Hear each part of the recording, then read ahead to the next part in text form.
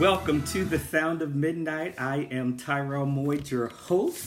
For those who had just logged on a few moments ago, I was having some technical difficulties in my basement where my office is. I prefer to broadcast from the basement because the lighting is better. However, the signal down there, often for the Facebook Live, doesn't seem to want to cooperate, so I had to shift myself.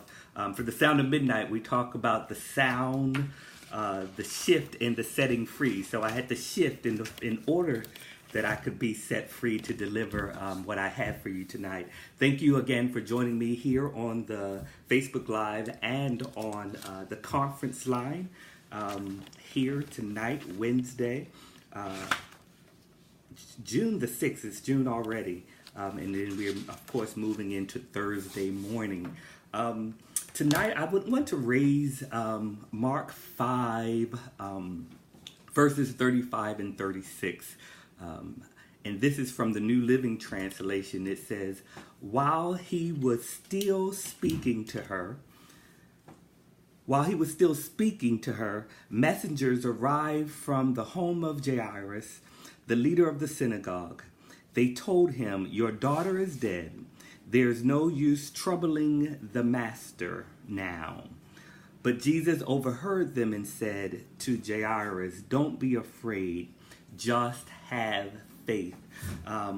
This story here, many individuals, many people who are familiar with the church, familiar with the word, are familiar with the woman who touched the hem of Jesus' garment, and it was her faith that made her whole. She didn't have Jesus touched her, but she touched Jesus, and she just touched his clothes. She just touched his clothes and was healed.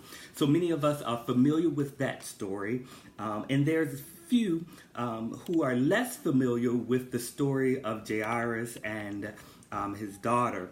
Jairus, before Jesus healed the woman with her issue of blood, Jairus had just walked up to Jesus, and he was following him in the crowd, and he had asked Jesus, come and heal my daughter. My daughter is sick, and she's almost at the point of death.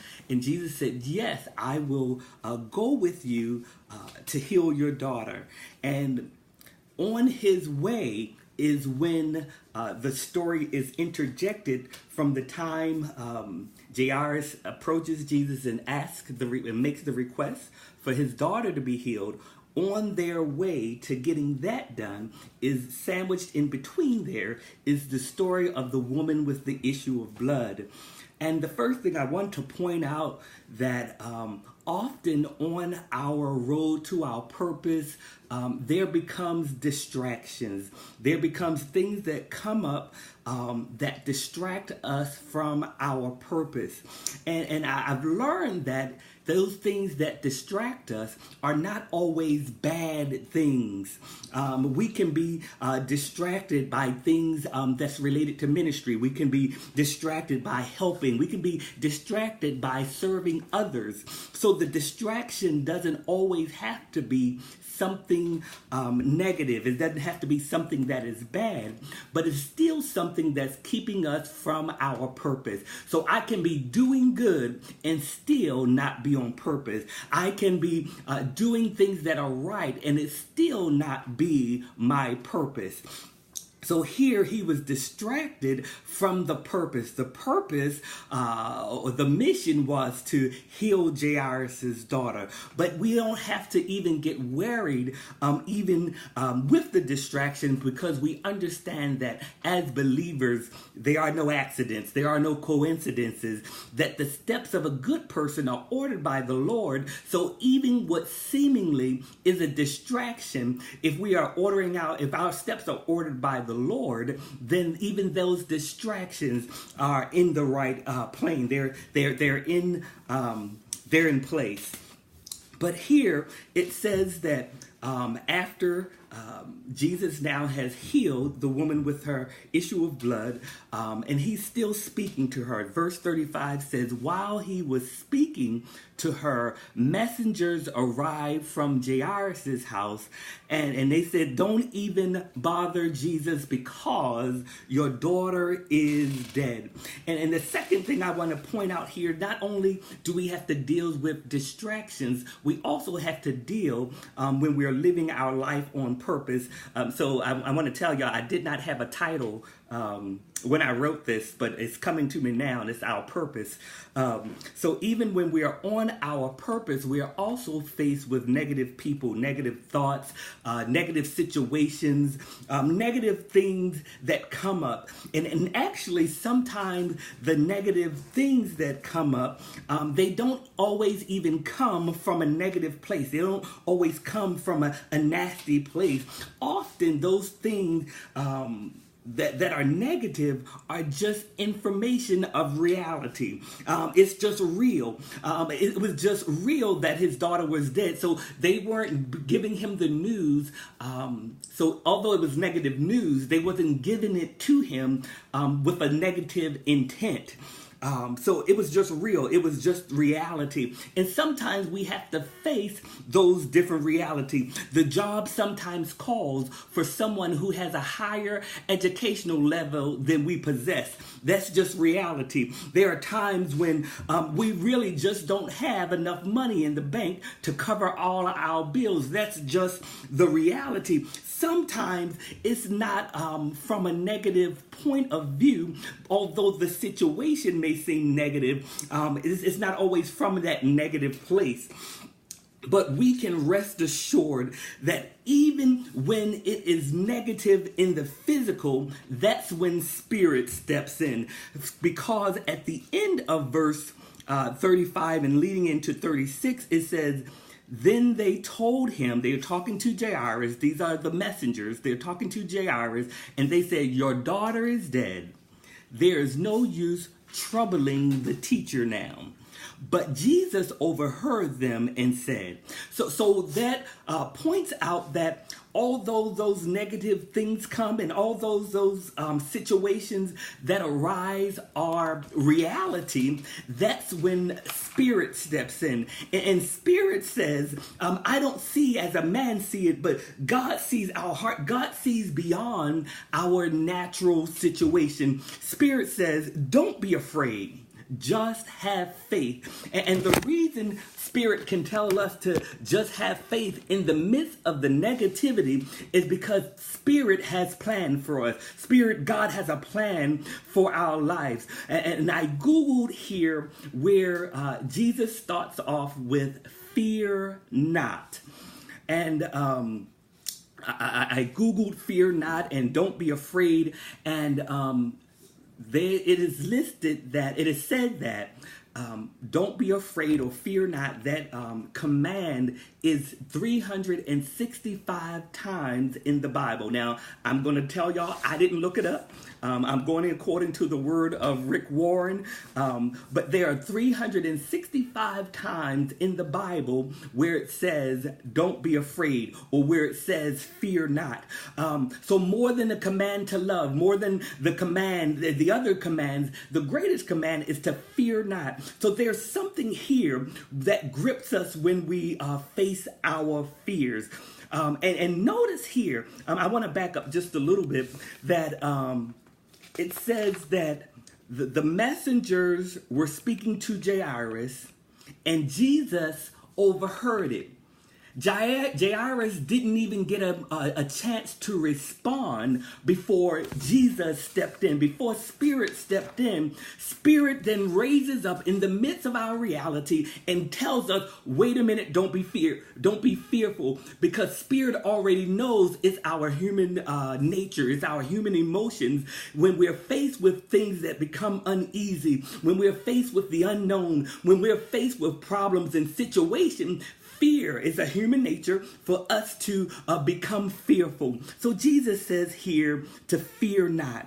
And he says, just have faith. So we have to first recognize that there is going to be the fear. The fear is going to be here. But what Jesus is offering to us, that instead of dealing and living in that place of fear, the fear, the thing that will stop us, the thing that will cause us to not move forward. I'm fearful that if I apply for the job and I don't have the qualifications, that I'm not going to get a call back. But Jesus says to have faith in the midst of that fear. So not so much saying don't fear, it's going to happen. But when you fear, when that thing grips your heart, use that thing in order to move forward. And how do we move forward in the midst of our fear? The way we do that is by having faith. And faith is an action word. Even as we think about the woman with the issue of blood, Jesus said to her, your faith has made you whole. And how was her faith demonstrated? What was the evidence of her faith? Her evidence of faith was that even in the midst of my situation, even in the midst of going to all the doctors that I've gone through, even through the midst of spending all the money that I have enough faith to move through this crowd. I have enough faith to even be in this situation, because she was unclean and she shouldn't even have been in the regular society. She was an outcast, but she said, I have enough faith, and my faith then will produce the evidence of what I'm looking for. So faith here causes us to action, calls us to action. Faith is more than just belief. The belief that things can be done. That's the thought process. I believe that God can do it. But faith begins to push me in the direction of actually moving on behalf of that I believe. I like to say that what faith does is stretches us. Faith is beyond belief because it stretches us a little bit. And that stretching is going to cost us more. That stretching is going to have us move in areas that sometimes don't seem to make sense. For Jairus, his daughter was dead. He was told that his daughter was dead, but Jesus says, fear not. Don't be afraid. Don't be distracted even by this situation, this current reality, but have faith. And Jairus showed his faith, because as Jesus continued to go to Jairus' house, Jairus went with him. He went with him. He moved in faith. That faith stretches us. It causes us to go beyond just the thought of belief, but it calls us to action. And again, that call stretches us. And that stretching is at a greater cost. It's at a greater cost to ourselves.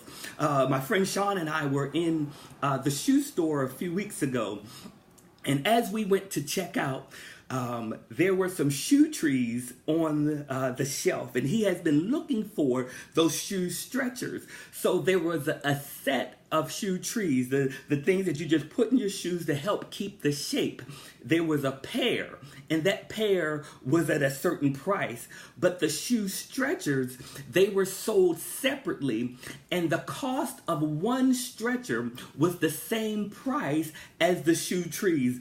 Those same things that keep us together, the cost to stretch, the cost to, in order for us to expand our thinking, expand the way we look at things, to expand how we move forward, that is going to cost us a little bit more. It's more than just the belief. Faith is going to cost us something. So here as the story ends, they arrive at Jairus' house, and Jesus then heals Jairus' daughter. So I want to implore you tonight to stay on your purpose, and you will get to that end result. And right before I close tonight, I found this particular reading, and it's about fear. And I know one of the original of this same thing, the most popular is known by Carrie Fisher, but this was another reading. And it reads, it's from a journal, Wednesday, July 11th, 2012. And the person writes in their journal, my whole life, I have been telling myself, don't be afraid. And it is only now that I'm realizing how stupid that is.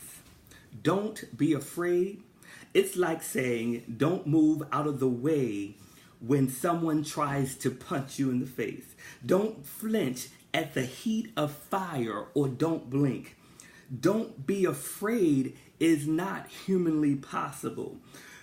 To be afraid is just human. I'm afraid, and you're afraid, and we're always going to be afraid, because that is the point. What we should be telling ourselves is to be afraid, but to do it anyway. And I've seen that on different occasions where it says, be afraid, but do it anyway. That doing it anyway is the faith. That's when that faith comes into our lives. God is calling for us to live our lives on purpose. And there are going to be roadblocks. There are going to be things that come up on our path to our purpose, on our path in our purpose. There are going to be things that arise. There's going to be negativity that we're faced with. There are going to be some negative thoughts, some negative people, some negative situations that's going to surround us on our path. But Jesus is calling us, the Spirit is calling us today to don't be afraid, but just have faith. And that faith is the action to keep moving, even in the midst of the storm. Martin Luther King wrote, if you can't fly, then run. And if you can't run, then walk. And if you can't walk, then crawl. But by all means, keep on moving. I implore you tonight, whatever you're going through, whatever you're facing, you are a person destined to be on purpose. And to live on purpose. So I encourage you to keep moving, to let that faith, even in the midst of fear, cause you to move forward. God bless you. Just a quick word of prayer. God, I thank you for everyone who has joined us here on the Sound of Midnight, both live and those that shall see this at a later time. Dear God, bless every hearer of this word. Bless everyone, dear God, that not only hear, but does the word, that believes you in the midst of their fear, the things that is holding them back, those things that are keeping them from moving forward, from living the destiny and the purpose that you've called for their life. Dear God, we call forth faith to rise up in them to cause all of us to move forward. This is our prayer in Jesus' name. God bless you. Thank you for joining me here on the Sound of Midnight. I'm sorry for the little delay on time. Next week I will be upstairs. I'm not even going to try the downstairs thing. I was trying to be in the office tonight, again, for the lighting. But God bless you, and I'll see you here next week on the Sound of Midnight. Good night.